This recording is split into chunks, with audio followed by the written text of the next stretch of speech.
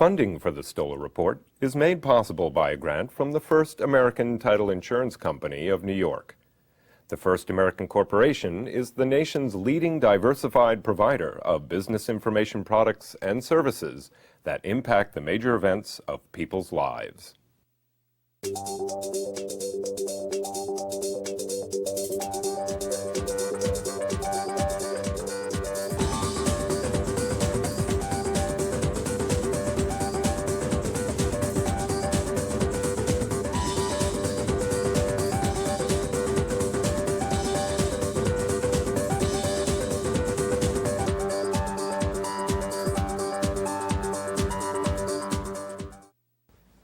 Hello, my name is Michael Stoller, the host of the Stoller Report, Real Estate Trends in the Tri-State Region.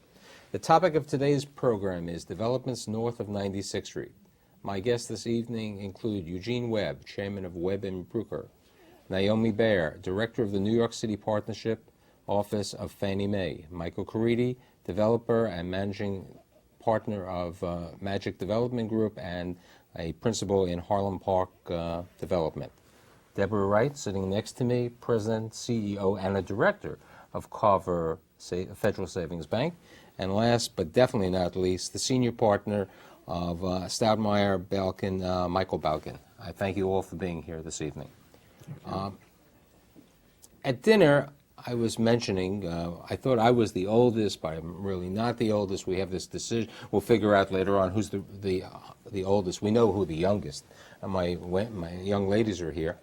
But at dinner, I was saying that when I moved to New York, and my first job, I remember 86th Street was the dividing line. The dividing line, there wasn't really developments. I think Gimbel's was being built over there on the corner of 86th Street, which has changed right now to finally to an apartment house, which had some problems.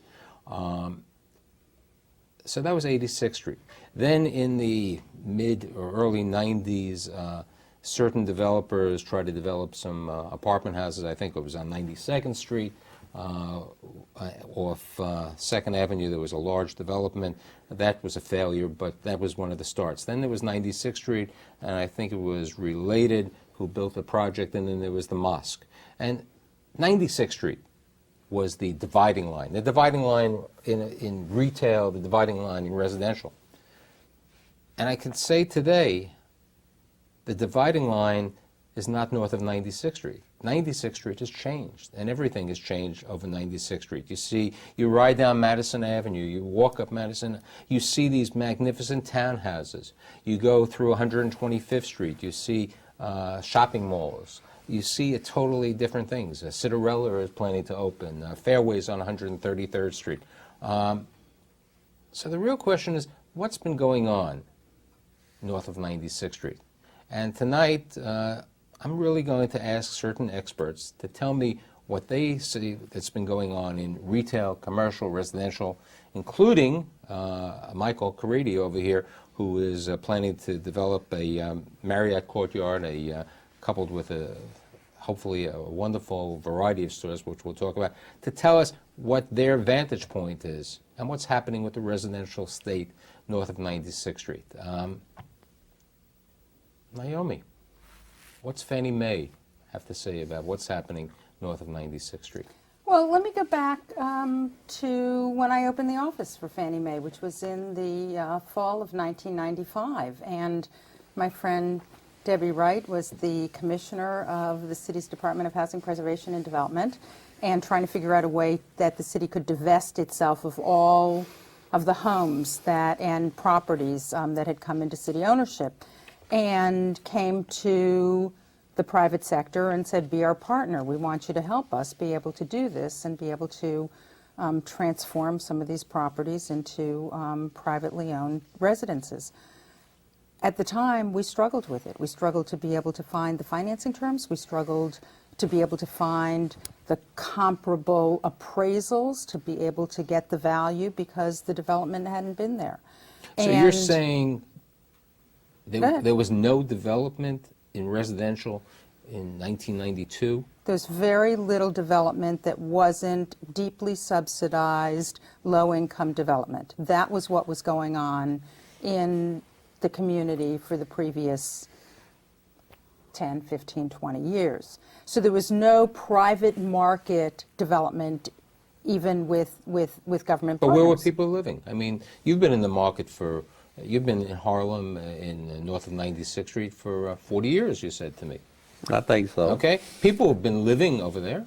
Well, in the 70s and like that, when that was a movement under that administration, and I think that was started under the Koch administration, maybe Beams. But they had some subsidized housing they built there under the different programs, Mitchell-Lama housing program. But then it slowed down and it's actually stopped. There was some early development, and there was, there's Drivers Row, and there's some, other real, I think, very stable and streets, but it wasn't widespread, and Right, but, there you was know, a lot of Private sector disinvestment. just and wasn't a player.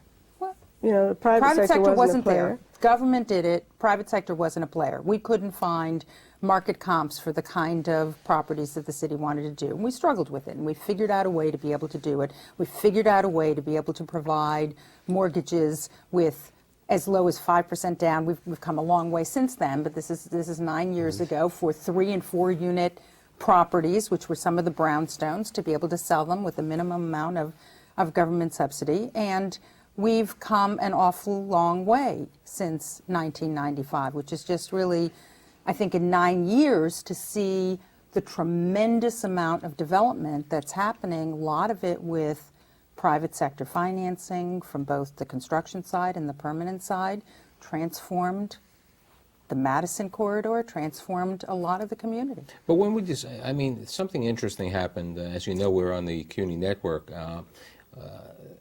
And Deborah, plus a large group of individuals, was a major participant in the September-October of 1998 at the Newman Institute, where they spoke about Harlem, Upper Manhattan.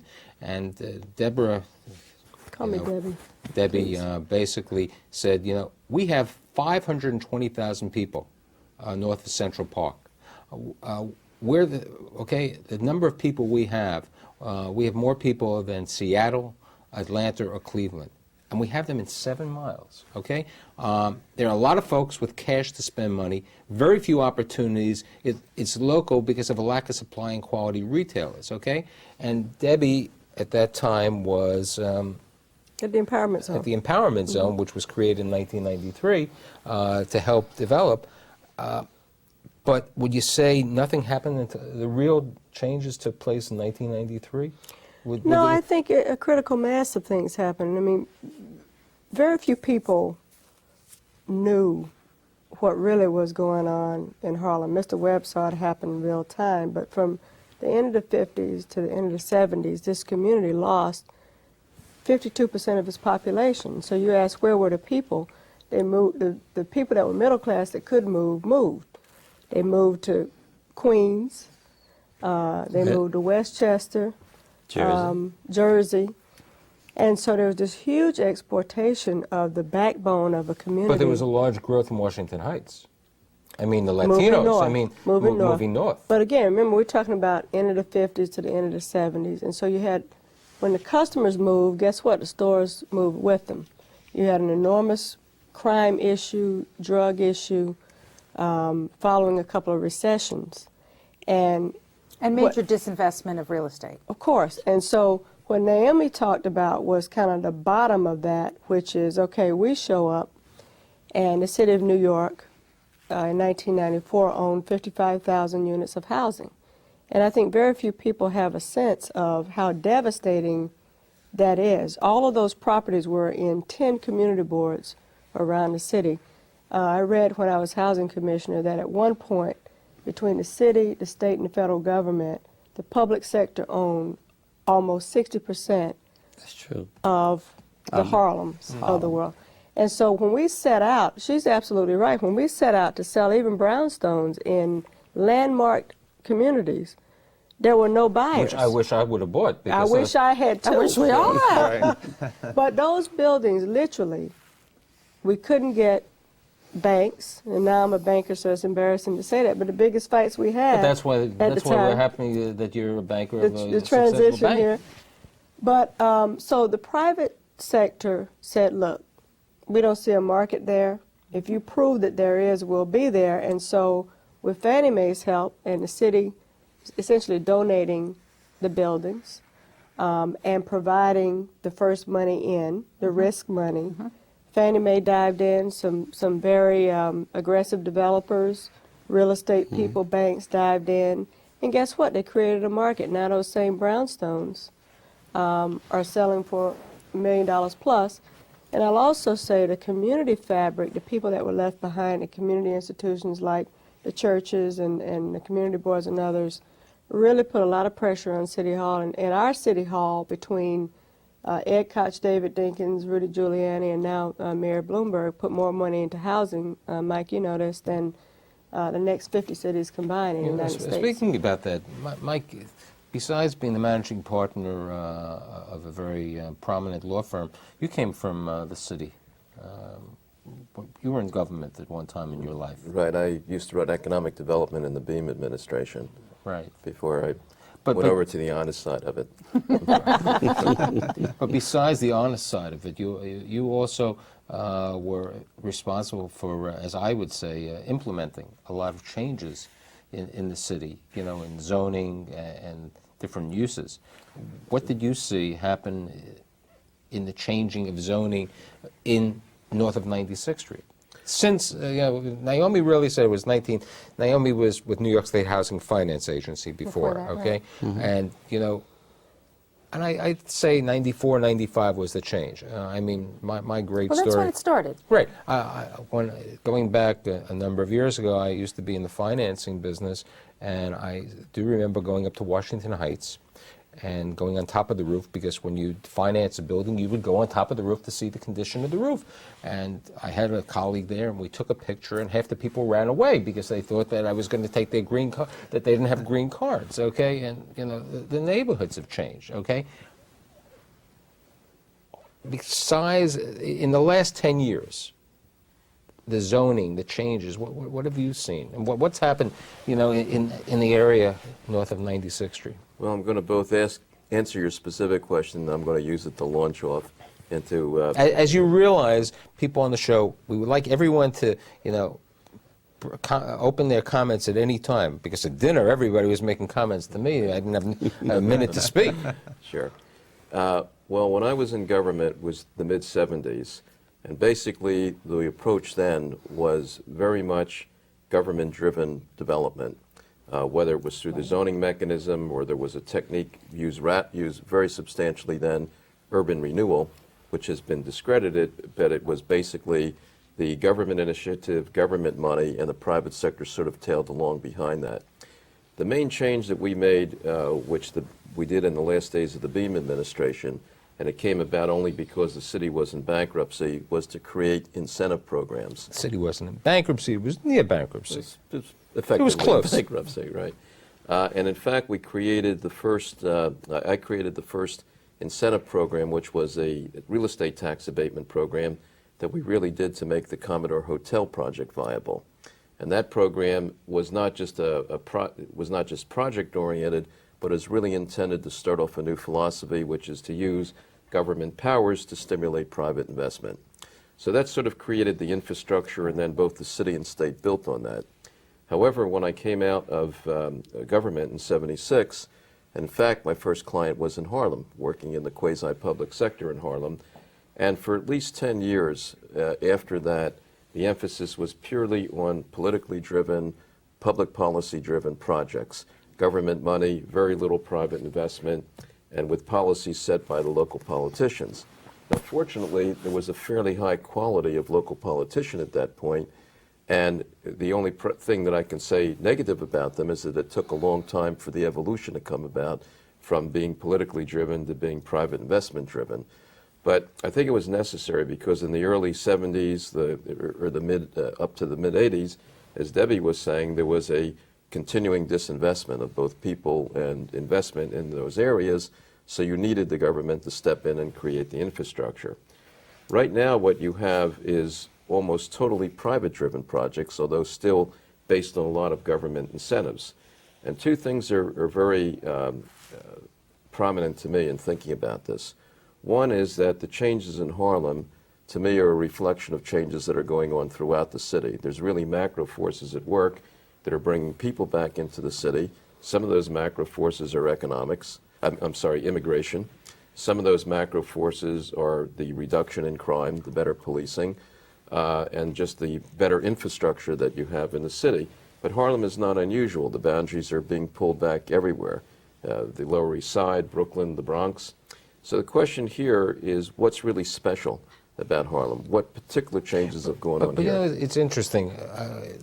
During when I've done my radio show, and next in a couple months when we do Long Island City, Citibank in the mid-'80s builds this tower, as I call it, the Jolly Green Giant, in the middle of Long Island City. Nothing happens. IDCMY, the design center, goes in there, which right now has been taken over. Okay, good transportation.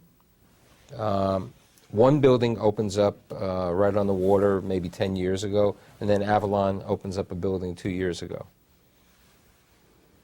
There's been much more things happening north of 96th Street Yeah, but than in Long Island City. let me give you something that I think we have overlooked. During that period of time, David Rockefeller was chairman of the board of the bank, Chase. Also, he was chairman of the board of the Chamber of Commerce. And during his administration, he started the partnership and combined the two. I think that he had made a contribution in looking at above 96th Street, because during the period of time when they was trying to organize the financial institutions, talking about freedom now, he played a great deal and a great part. And I think that David Rockefeller should be given some credit, because the partnership, when it combined, it wasn't combined, it was the Chamber of Commerce and the partnership. For my viewers, okay, who don't really know, would you explain what the partnership was? Well, David came together and called all the CEOs of the major Fortune 500 companies and asked them to come together to look at New York City and how we could get it out of bankruptcy if necessary, and how we could improve and the education system. Because one of the problems that we was having at that time is that the kids who coming out was not able to satisfy the needs of the Fortune 500 companies. The kids just was not here. They didn't have the... Which I don't want to give a plug for the CUNY network, but today, under Chancellor Matt Goldstein, the CUNY system is rated one of the highest in the country, okay? Plus they have an honors program. Well, I think we should give credit to David Rockefeller during that period of time, because during that period of time he was very much concerned about the city, and then with the chamber and starting the partnership with the Fortune 500 CEOs, he felt that would help. They would have a greater latitude in helping the city than the chamber would. And therefore, he in turn, he looked at Harlem, and then he helped create this institution in Harlem that was the Freedom National Bank. And they formed a group that they had that was something like a group that the bank could go to, and they could talk with them about the problem. And he felt that the Freedom National Bank would be one of the turning points to help and make the community much better. See, we don't have Freedom now, unfortunately, but we have But we have Carver. We got Velvet. Okay, we have Carver, and what has happened, which we'll talk about because Michael Caridi is involved with a very significant project on 125th Street. Maybe 15 years ago, I think there were a couple of banks, but Freedom was there. You had an Apple bank, whatever was the predecessor of Apple. Yeah, Apple okay, Savings Bank. you know, A number. you know, they were a number, but they weren't anything. I mean, now the Disney store is no longer going to be the Disney store. It's going to be the commerce. You know, Vernon Hill is going to come out there one day and say 7-day banking over there in the corner. You know, not ATM. I hope he will. He I hope he will. It's great for the community. He's going to. I can remember when I was at the empowerment zone, the banking But superintendent. you were also at the partnership, right? Yeah, that's how That's what I wanted to say. So, Yeah. okay, but But Debbie was too young at that time at the No, starting of the partnership. she came in as a young adult. But you asked what's different about Long Island City and Harlem. I think it's important to go back to Mike's point about the fabric of the city. Remember, this is Manhattan. That's right. It's an island. That's This is the right. idea. And location, location, location. It makes no sense when I was giving those speeches at the Empowerment Zone to say that we had as many people north of 96th Street as the city of Seattle without a decent Seattle, grocery. Cleveland. Atlanta without a decent grocery store. Made no sense whatsoever. But when you can't buy a brownstone south of 96th Street for less than $3 million, And you couldn't Right. get anyone to take it north of 96th Street Right. in That's terrible true. condition. right, and there's a big delta between $3 million and What was- $250,000, yeah. $500,000. You can buy a Rolls Royce to bring your kids to school and buy. Oh, but you know what? But But that- that's a huge thing. I mean, this movement in Manhattan, escalating real estate, the millionaires that won and lost, has put an enormous amount of pressure on rents and prices. And once crime came down, and the base of the community was created by all of these groups working with Fannie Mae and the city and the state and the federal government to stabilize the neighborhood. It really created a platform in the 90s, I feel, for it to take off. And I think we're seeing the results of a decade, 2 decades of work by the community and the financial institutions and the New York Yeah, I mean, Partnership and others. and I think you're right. It's crime coming down was critical. I mean, when we were talking earlier that when we first were looking at all of this, you'd walk around and there was drugs and there was crime, and you'd see the crack files on the street. I mean, they're all gone now. It was there, but I think. And it is the location. I mean, this is Manhattan, which is very different than some of the other boroughs, even though the whole city may have be coming up in a lot of different areas. But I really, know, we always- yeah, but I it's- really it's a- think, but Mike, the real difference is, I think that we were able to sort of get the public incentives and the private capital coming in, and I think that there's been enough density of development with the right kind of financing structure, with less and less public dollars and increasing private capital and more private sector institutions gradually willing to invest and trying.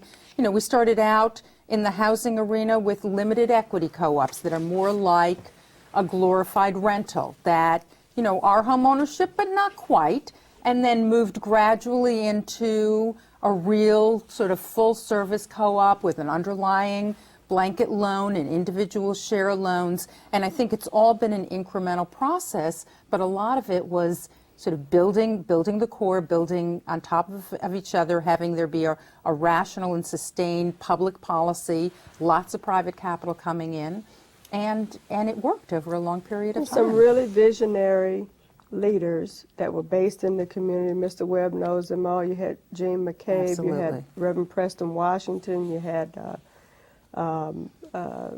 pastor, help me out, Mr. Webb, the pastor down at 116th Street. The Pasha?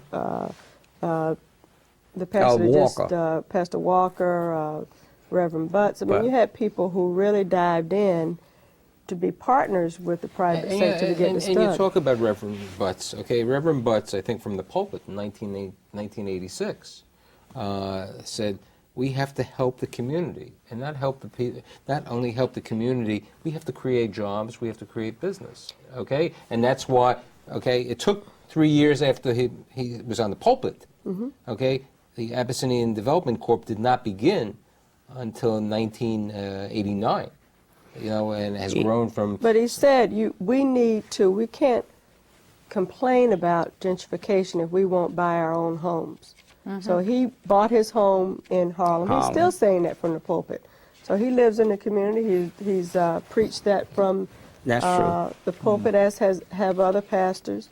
And so people really made a huge commitment. And I think a lot of what we're seeing is the manifestation of that. There's a critical mass that has to happen. If somebody is a bus driver and a teacher in a family, and they put down their hard-earned savings to buy a home or an apartment and can't walk out the door and feel safe, or walk out the door and get groceries, then you'll never really get the lift that you need, because that's one-offs. But now, We were talking at dinner about Madison Avenue. I mean, I would invite all of the people who are watching, if you take a ride up Madison Avenue from 96th Street, you would just be amazed and stunned. But, you know, that relates, and I want Michael Caridi to say something. We have Michael S. We're Michael S. surrounded by Okay, we have Michaels. enough Michaels. When you participated, and I think about 50 people, but you were very active in this program at the Newman Institute in 1998, there were 3 segments, 3 separate days, and each one related to certain things, okay? One was tourism and entertainment, okay? The second was residential, which we're talking about, and Right. the third, it was Harlem hotels, okay? And basically, you specifically said, if we don't have tourism and entertainment, we don't have a full community. It's like, and I think Carl Weisbrot was a speaker over there, and Right. at that time, Carl was saying, I have a 24/7 community downtown in Lower Manhattan. I have no crime. I've really, and then Carl prior to that was in Times Square, you know, and you know, everything was fine. He says, we need to grow this. As the possibilities for growth, we have to turn the recognition for the economic and cultural change, okay? And then they, at that time, which probably none of my guests realized, unless they remember 5 years ago, they spoke about 5 hotel sites, which were going to be great sites in Harlem, or you know, anywhere. Okay, one was the site at 125th Street and 3rd Avenue, directly across from the new Pathmark, which finally opened. Okay, it took them a year later, which today I believe is a site of a Dwayne Reed. Right. Okay. Okay, then there was the mid-block site at 125th Street and 126th Street between Lex and 3rd. Then the third spot was a site at Lexington and East 125th Street, Siemens, and so on. Then there was a site on the southwest intersection of Lenox and West 125th Street. And then they said the best site was the building. There was a site between 129th Street and 130th Street and Broadway. And that was the best site. And Naomi, you told me you went to Barnard, okay? And part of the reasons why they said this was the best site related to a couple of reasons, okay? They said great transportation, Broadway, okay? Good subway lines, you know, access to Columbia, which Mr. Webb, which we'll tell you later, Columbia wants to buy everything. If they could take over New York City, they'd take it over, okay? They'd like to buy all the property. And they said this was the premier site. You know why?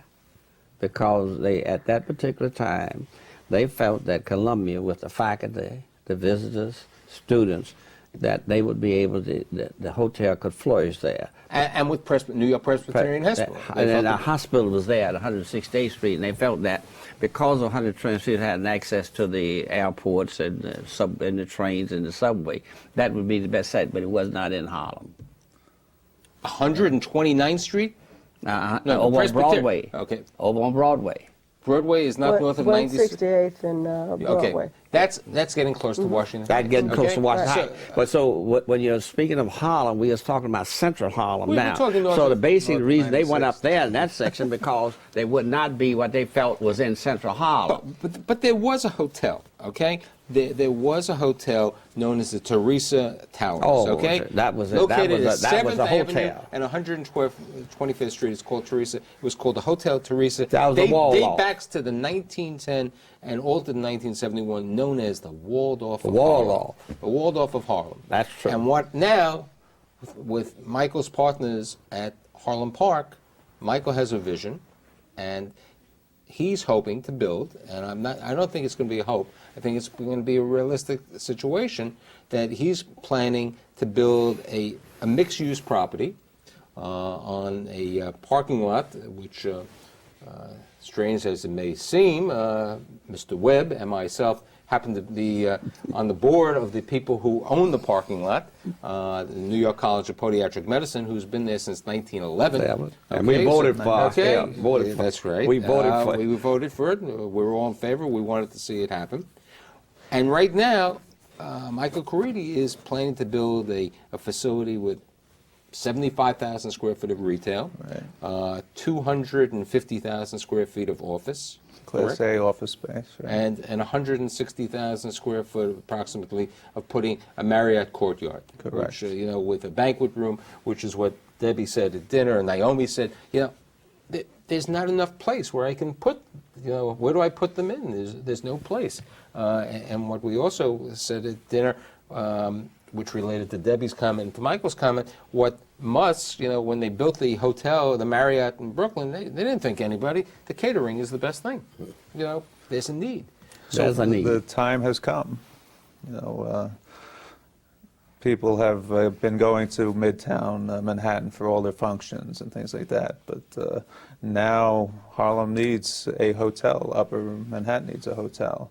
And there's a need in that particular corridor, according to a study that I conducted with HVS, a need for 1,000 rooms in that corridor. And we introduced Marriott to the project. Now, the corridor, it's interesting. 125th Street corridor. Okay, because, in there Harlem. is another courtyard that is going up on 92nd Street, Correct. I believe, in First Avenue. Correct. But it's not on the- it's not on the- Not north of 96th Street, you remember Right, that. just along the 125th Street corridor, according to their study, that area can justify 1,000 rooms. And that's also with Columbia's usage with the various hospitals, LaGuardia Airport, the Apollo Theater. 30% of all tourists coming into New York come because of Harlem. And so it's a major destination area for the whole world. And you have to keep in mind that Harlem is the prime of the fish. The prime of the Of fish. the fish. Would you See, explain to me Manhattan- what the prime of the fish means? Manhattan is circled by water. So at the lower Manhattan, you have the head of the fish, but the belly is Harlem. The tail is up in the... I think I'm going to use that my next time. You know, And let me explain this here when to I you. did my Lower Manhattan show, I never told them that they were the tail. I'm going to explain it to you okay? again. If you look at Manhattan, David Rockefeller recommended this, and he came up with this idea that Manhattan is a fish. The belly is Harlem. And if when Harlem dies, the fish dies, because the head's going to die and the tail's going to die. We got to do something to stabilize that group. So unfortunately, the fish was floundering. Oh, it's been floundering for a all the number of time. years. But it floundered because of the fact that we had segregation. And when you have segregation in a society... This is not a promotion for the movie Fish. No, I don't know, but there a movie called Fish? Yes, Big I didn't know that. But you have to remember one thing. The civil rights movement now is over. We went through that period, and a lot of people don't understand that. The American public don't understand that the civil rights movement is over. Everybody's equal now. You can go any place you want if you have the George Washington, which means that you can pay for the accommodations you need. So when the tourist comes to New York, he doesn't have that stigma saying somebody telling him down to the tourist board, you better not go up there because you're going to get shot and you're going to be robbed. Right. See, what now the tourists do, the hell with you, he goes to Harlem. Because he've heard about Harlem what about your friend? Which one of my friends? The eminent publisher of the Amsterdam News. Bill Tatum? Mr. Tatum argues that the entire revitalization effort in Harlem is a cynical land grab designed to gentrify the neighborhood for whites. Okay? Even his other friend, the moderate city councilman at that time, Bill Perkins, complains that the local businesses are being ignored. Gentrification is a two-edged sword. I'm glad to see Harlem, USA, which we'll get to. It's nice to have a mall, but it's not community investment. It's not building a future. Well, I think a lot of people have stock in Disney. Wouldn't you say, David? A lot of people, black people own stock in Disney. But Disney's moving out of Harlem, USA. Yeah, but at the time they came in, a lot of people have... Huh?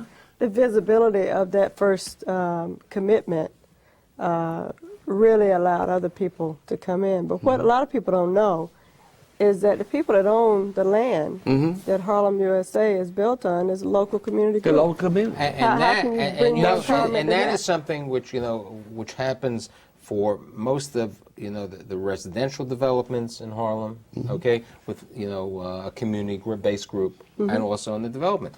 The Abyssinian Development Corp is the local base group plus a third organization who developed Harlem Churches the for Harlem community Church, improvement. okay, who took care of the pathmark, okay? Abyssinian is also involved with Harlem Mall, which is the Ratner project, okay? The Renaissance project, which is on 116th Street, which was Levine and Suna, had a Imam Pasha, okay, Street. and then Full Spectrum's project on at 1400 Park Avenue or 1400 Fifth Avenue. They all have this, okay? There aren't, with the exception, maybe Michael, you know, you are truly a a developer in this manner. Everybody has gone with some assistance. So Some Michael, government hold on. assistance. I can't let him get away with this because there's a very big distinction between being a community sponsor where you get paid to do a little marketing and what Harlem Commonwealth and the Barbara Norris did, which is they own the land. So they are getting rent from Harlem, Which property is this? Harlem USA. They're getting Did rent they, and did they're they own also the in land? equity. Were they Yeah. given the land? Oh, no. No. They bought the No, land. They bought the made land. Bought the investments land. in it. They made okay. investments. And Because- I wish Real more business groups center. had Okay, those resources, but the they don't. pathmark Pathmark's was totally given to different. them. City-owned. The city-owned. It city-owned was an land. HDC. It was a lease. City-owned land, City-owned it still lease, is. right? But you know, I'd like to come back to this because it ties a lot of comments together, and let's build on what Gene said. What's changed in Harlem is it's now all about money, and that's why the community is really starting to take off. And let me give a brief example. 20 years ago, when we were looking at projects, aside from wanting to depend entirely on the government, those projects were all designed to either do some grand vision that was totally impossible to do. The Third World Trade Center is an example of that. That's true. Right. Right. Or they were oriented towards bringing back a nostalgic Harlem that everybody remembered. So what were the kinds of projects people looked at? They looked at, as I say, the Third World Trade Center, which really boiled down to just a government investment scheme. And eventually, before it fell apart, it was just going to be a government office building. You mean at the International Trade The Center? International International Trade Trade Center, Center. World International That's what Trade they call Center. that, right? Right. The Apollo Theater, which was a great project, but had a lot of difficulty getting up in different forms because it was really designed as part of bringing back a mass tourism industry to a community that wasn't quite ready for it because this was not the Harlem of the 1920s anymore. What occurred at that time were a few seeds that were planted. A facade program, you know, a little bit of money invested in some of the back streets, putting nice new facades on the older homes. And little by little, that started to change things. But what really changed things, which Gene put the nail on the head on the nail, or the nail on the head, is that people now start looking at projects that are real bread and butter projects. They're not trying to change the nature of Harlem. All the projects that are happening go towards meeting the community's needs. What Debbie said before, what a lot of people didn't realize, there was a lot of money, a lot of disposable income in Harlem. So now we're building housing, but we're building it primarily for community residents, notwithstanding the big hoopla about outsiders moving in to take over the brownstones. Most of that housing that's now being built are from people who are in the community or certainly feel like they're part of the community. I think They're coming back. part of Yeah, that. can I And the just- retail, as well. You know, it's really, we've been involved in helping to finance on a variety of sides of the equation, some of the new housing that's going up, 1400 on Fifth, and some of the other co-ops on Madison. And many of these projects have a community preference, a certain number, they're marketed to the community, and a certain number of, and we're finding from the marketing agent that they're not having any trouble filling the community preference. There's a lot of interest from the community. There's a lot of bankable families in the community that are having no trouble getting pre-commitments for mortgages. And in fact, the demand far exceeds the available supply that's there. There's But a lot more. Naomi, isn't there And also- in addition to the people that are currently living there are a lot of other people who have strong ties to the community, whose parents live there, whose grandparents live there. And I think that they have as much, it's their community, it's our community, but it's their community, You know, too. I think you have to keep one thing in mind. The area that she was talking about was just a Vacant. wasteland, just a total wasteland. From 125th Street to 116th Street, from Madison Avenue going over to How totally. about 101st Street? Well, but my point is this. This thing about this gentrification that people are moving in, you forget that now. Harlem is. We just take press. Yeah, We don't I know, trust but that you as forget about comments. that now. People move out of the city, move into the city. The young people are coming here because of the jobs and because of the other reasons that they might want to move here. They have just as much right to move into Harlem as I went years ago when I came to Harlem. I could have went to Brooklyn, but I chose Harlem. So the point is this gentrification about where people, the world is shrinking now.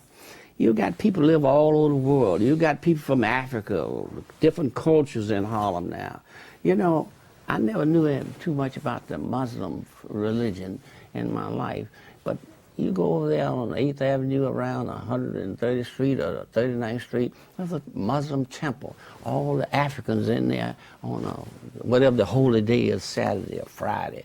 And if you go over there, you 116th, same thing, 116th. So 116. Then if you look at the Africa, now look at the Middle Eastern that's in Harlem now. Look at all the Middle Eastern that lives there and work there in Harlem. Look at the people from South America moving there. So Look at all the Latinos who moved to Inwood, Washington Heights. Yeah, and so the point I'm trying to get to is that Harlem will be Harlem, but it won't be Alabama, Birmingham. Okay. The other thing to point out, a couple things, following on Mr. Webb's point, and we talked about this a little bit at dinner. I think the angst is over the brownstones, because that's symbolically so tied emotionally with the image of Harlem. Right. And we have to keep in mind, as Mr. Webb said, much of the housing that we're talking about is newly built. Newly built. Nobody being Newly built. built. Wait, let Debbie And that finish this point. brownstones represent less than 5% of the housing unit. So we have whites coming. We have, as you said, Latinos coming. Mr. Webb said people all over the world. We also have very upwardly middle-class blacks. Move it. And again, if you can buy, even at $1 million, if you can buy a brownstone at 116th Street, 120th Street, in a landmark community, some of the most beautiful brownstones in the city, and you got to pay $4 million for it at 89th Street, If that's you a can get heck it. of an arbitrage, if you can get it. Yeah.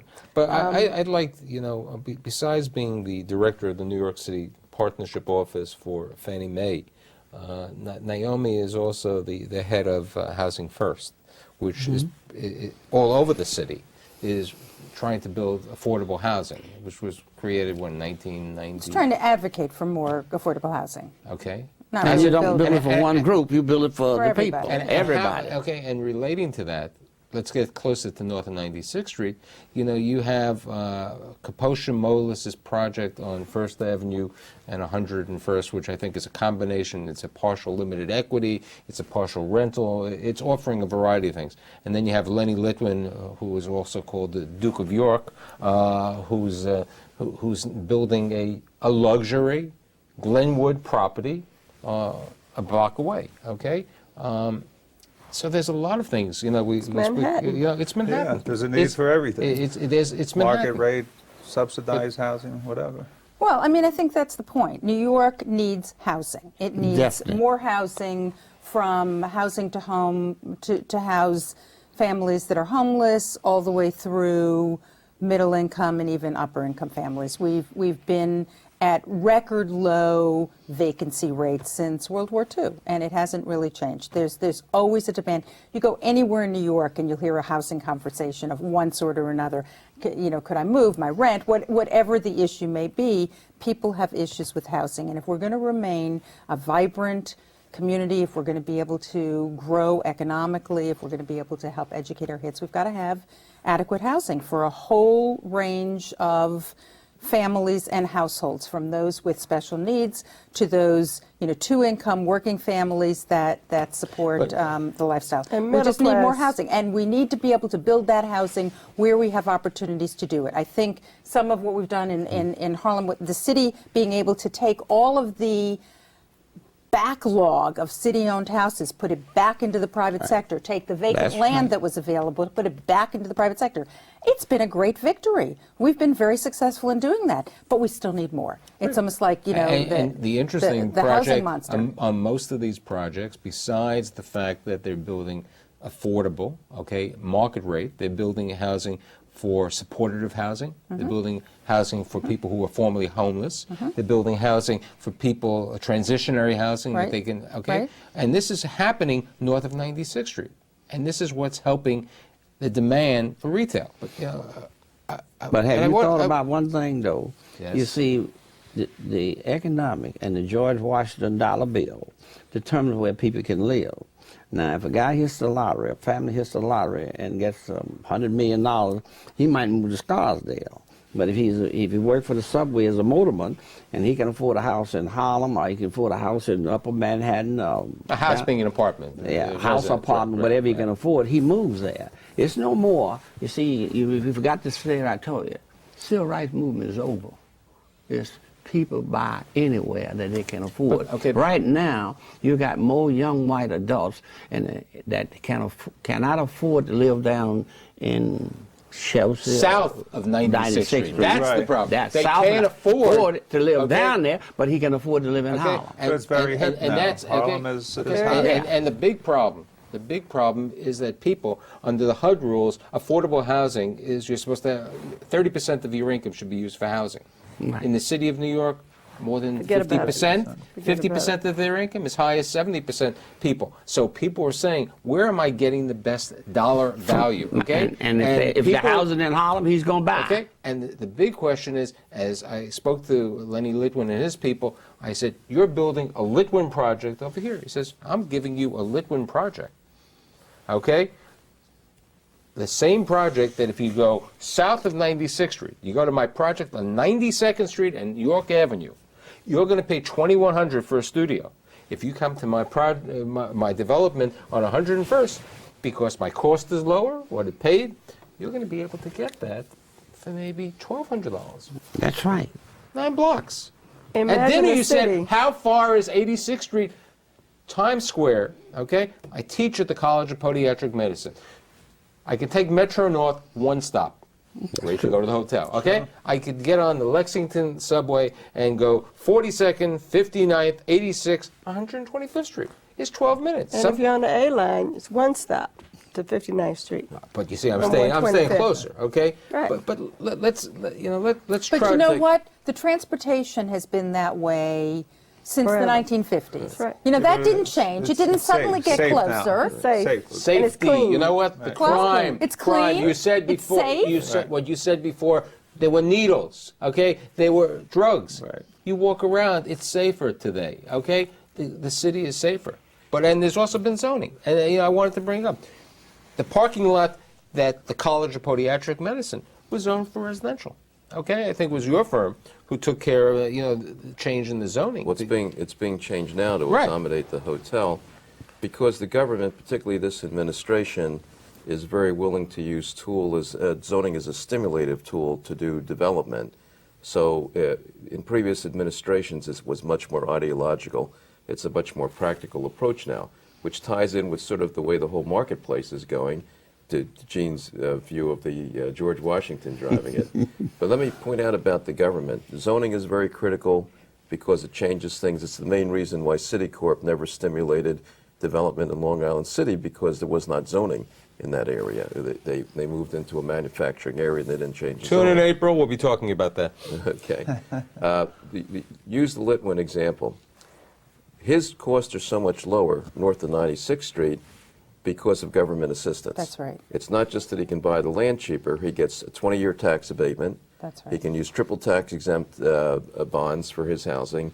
And the net result is that he can offer that at about half the cost, primarily because of those benefits. So what you have now operating is that for the first time, the market forces have caught up in Harlem and other places like this, so that the incentive programs can really be useful in stimulating private capital. Before, no matter how much incentives you offered, private capital would not come forward. And to go back to what I think is really the key point here, is that we've looked at the history of how this came about and some of the tools that brought it about. The question is now what's going to happen. In my view, I think we've now gotten the low-hanging fruit, which is to feed off of the demand that was always there but was held back by negative forces, whether it was segregation or whether it was crime. There were a lot of things that in place in the 70s and 80s that kept the community from realizing its natural potential. I agree with Now you're getting that, and you're getting development based on the demand from the community, which is why you're getting a lot of retail. I think the hotel will meet that. The question now becomes, can we make the next jump and view Harlem as a destination community in the same way that Brooklyn became a destination community for Metrotech? Can you attract uses here that would otherwise go to Midtown? That's the Do you big think question. we can do like the Willentis did, Dumbo? I mean, there is a bridge right off 125th Street. I'm unsure if we can, but the Harlem Piers is a plan on the west side, okay? You know, the gentrification taking care of the Harlem Piers. I'd like to, you know, get a little bit on But retail. Mike, you know, can I just I mean, that's a very interesting point to see if we can. And we're getting to a point where most of the government properties, either buildings or land, very shortly, I mean, there's been some sites now that have been earmarked for developers under a variety of programs. But at the end of this period, that's pretty much gone. Exactly. And what we're Using up their left is inventory. then just private land. And will this development kind of effort continue on the private land? Will there be enough incentives from the public sector, either tax abatements or whatever, to be able to make that happen and continue, or are we going to come to a wall? Okay, And but I- Mike we had- mentioned zoning, though, and there was an article in Times last Sunday Yes. that you all saw, which rightfully gave credit to the Bloomberg administration. Amanda Burden has really been pushing that. I think the distinction between what she's doing and what has happened before, I think you're absolutely right in terms of moving away from ideology and creating the platform that Naomi is talking about to bring more density to neighborhoods that were really ignored. I mean, who thought about whether the avenues in East Harlem should have Madison Avenue type, Right. Columbus Avenue Right. type buildings? People laughed at us when we talked about that 10 years ago because it was so expensive that nobody thought that you could afford. So you what's know, your opinion of this, the new auto mall on 126th and 127th Street, where you can get your Hummer, your Cadillac, your Chevy, or your Saturn? I'm loving it. I mean, what I said at the empowerment zone, people got mad about it, but people in Harlem were always buying Starbucks coffee and Right, 1999, Starbucks You know. opened before Harlem USA opened.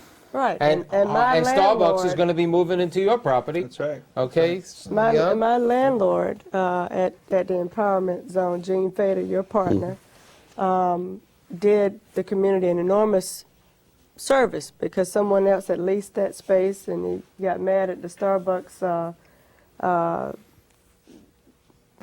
agent. And I called up Ken Lombard and I said, you know, your guy is playing games and this is the right landlord. And he broke the lease and made that happen when nobody thought. But the point then was, we are spending the money. You made this point earlier, Michael, at dinner. The money is there. People are spending it, but they're exporting. We were exporting jobs to Lower Manhattan or going to buy groceries in New Jersey or Connecticut or whatever. And so these services are demanded by the community. We already have proven, Right. based I on mean, Naomi's programs yeah. and others, that I mean- people are willing to move up. Okay, we have the residential. The Pathmark opened up in That's right. 1999. The second Pathmark is opening up on Brandhurst 145th. and 145th. We're putting okay? a branch in that Pathmark. Okay. Best bank to open up in that neighborhood. It's a little spiel for you. But besides that, you have other things going on. H&M, the Swedish company, opened up in Doing very Ratner's well, property. looking They're doing for- up great because looking the for people another were going to location. 34th Street. Yeah. They were going to their 5th. And what else is going, which we discussed at dinner, is MAC, this very expensive store, cosmetic store is opening A up. lot okay? of family made the right investment. People are in the ads, young, middle class, upperly middle class, blacks, whites, every color using this makeup. Why wouldn't it be on 125th No Street? question. It's Well, only I can doing tell well. You know, But just, you're a banker. You're in the business of making money. So you've got your headquarters on 125th Street. You've got another branch in Harlem. You're opening your second branch up at. Third, yep. Absolutely. There's obviously money to be made. Money to be made. And Harlem people gets a spend lot money in Harlem. It's the largest apparel section. People spend more money on apparel in Harlem than most parts of the country, okay? It's a major area. But it's trending also around the city and around the country. Fulton Street, I mean, if you spent 10 minutes there, you would see foot traffic on Fulton Street in Brooklyn like you don't even, more than 125th Street. But what we have is the marquee image of Harlem, the history, as Michael said, we're trying to recreate that history. And so we don't have the marquee names on Fulton Street yet, but this is happening. Guy Brewer, Fulton Street, Jamaica Avenue. So it's a wonderful time, frankly, to be alive, having spent some time in the field. And the hope is, as Michael said, that we take the next stage and move from purely residential-driven retail to now focus on an office market, hotel market, really No, it's solidify. time to bring corporate America to Okay, Harlem. but you know, at dinner we alluded, and time is getting short, but I want to bring it out, that of all the office buildings that are in north of 96th Street, and most of the office buildings north of 96th Street happen to be on 125th Street. Right. All of them survived, including, you know, Bill's office, which I don't know if he ever goes to. Okay, He does. He's there. It's okay, quite visible. okay, but you know, those buildings all survived by government. Right. Too much of the space, and you are planning right now not to. I'm glad you brought up Mr. Clinton, because We only have Michael- about 2 minutes. So. Michael said corporate America needs to know that they can do business on 125th Street, and that is breaking a psychological barrier. That's true. Mr. Clinton came. It's a big You notice statement. when Wall Street got hit at September 11th and people started talking about alternative locations, people immediately thought Westchester and New Jersey. Meanwhile, We're on a the separate grid train- up there. we're on a separate grid. Right. The train is right Right at your there. hotel location. Absolutely. Why didn't people talk about Harlem as a location Right. for an alternative office grid? One of the If we problems- deliver the, I'm sorry, Mr. Webb, if we deliver the amenities, the upscale Right. retailers, the restaurant space, there's no reason why the Fortune 500s of the country come to Harlem. Right, and you know, relating to what Debbie said, you need the tourism. Right. Okay, you need the tourism's there. You need the entertainment. You need the cultural. You need the residential. When this Marriott Courtyard opens up, we're going to have a Class A hotel. Unfortunately, reading some of my internet studies, there was supposed to be another hotel where Harlem Mall was. Okay, and nothing ever happened over there, and you know we don't have too much time to discuss it. You got to get the first one done. Sure. We'll get the first one done, and we'll see what happens. It's the question of rightness. Debbie answered that. He asked the question, why didn't corporate America think of it after September 11th? I think there were two reasons. One, which goes to what we're talking about now, the infrastructure wasn't quite there, wasn't yet ripe enough. I think it's just on the point where, with somebody promoting it, you can draw a major corporation. Secondly, the zoning wasn't there. I had a client that wanted to move back office operations up there, but they would have had to go through a 2 or 3 year zoning process because it wasn't there. That's interesting, yeah. Okay. To accomplish talking about North and 96th Street, Harlem, and all the area, I could use 5 hours, but I think in the last hour, my viewers and myself and everyone here got some good perspectives from some of the top people around. I'd like to thank my guests this evening, Eugene Webb of Webb & Booker, Naomi Baer, who is the head of the director of the New York City Partnership with Fannie Mae, who provides more mortgages for individuals in the world and in the country. Michael True. Caridi in the country. Michael Caridi, who is a principal and developer of the upcoming Harlem Park on 125th Street and Park Avenue. The banker of north of 96th Street, the distinguished Debbie Carter. And Debbie Wright. Debbie Wright. Wright. I'm in Of good Carver. shape. Of Carver. And last but not least, our counselor, the land use expert, the managing partner of Stoudemire Balkin, Michael Balkin. Next month, we leave Harlem and North 96th Street, and we're going to have 5 or 6 leaders of the real estate market talk about what their perspectives of 2004. And I definitely am going to ask them their opinion, what they think of North of 96th Street. Thank you. Believe me that they will say it's on the move. Thank you very much. Good night.